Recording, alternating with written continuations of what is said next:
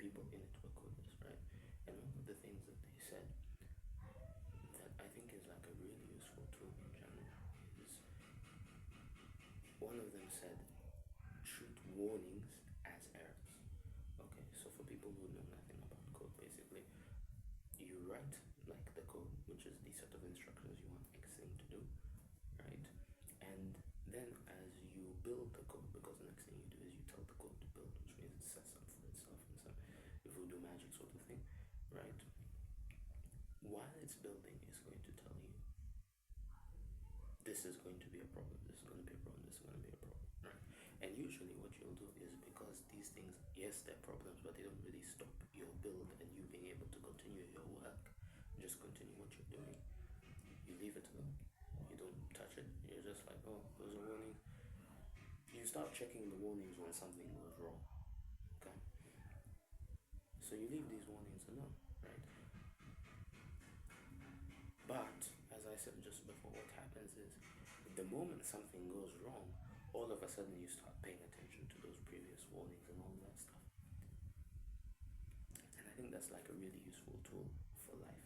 I was thinking about this hadith. I think I heard it in a khutbah, so like don't quote me.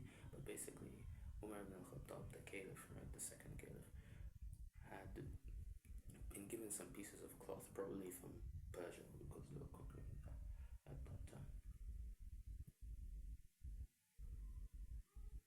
And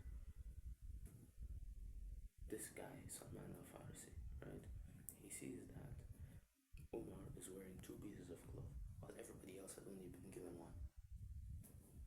Okay? So Umar is starting his like khutbah and he tells them, listen and obey. This guy gets up and he says, we will not listen and we will not obey. And the reason why he's saying this is because Umar has 2 pieces of cloth and he gave everybody else 1. And at first when I was like hearing this, it's like you're making a bit of a fuss over nothing, right? But if you think about it, the leader having more than the common people, while it seems okay in such a small situation, over time will lead to corruption, all these things, the abuse of power, etc. So by holding the leader to that standard at that time, just this little warning that this guy feels comfortable taking 2 pieces of cloth and giving us 1, right? By taking that as like a whole thing, by acting right at that point, by not letting the warning exist, right? Salman al-Farsi is preventing bad things from happening in the future. And obviously that Umar al-Khattab had like a proper excuse because he's like a big person, so he needs more clothing. He was like tall and everything. But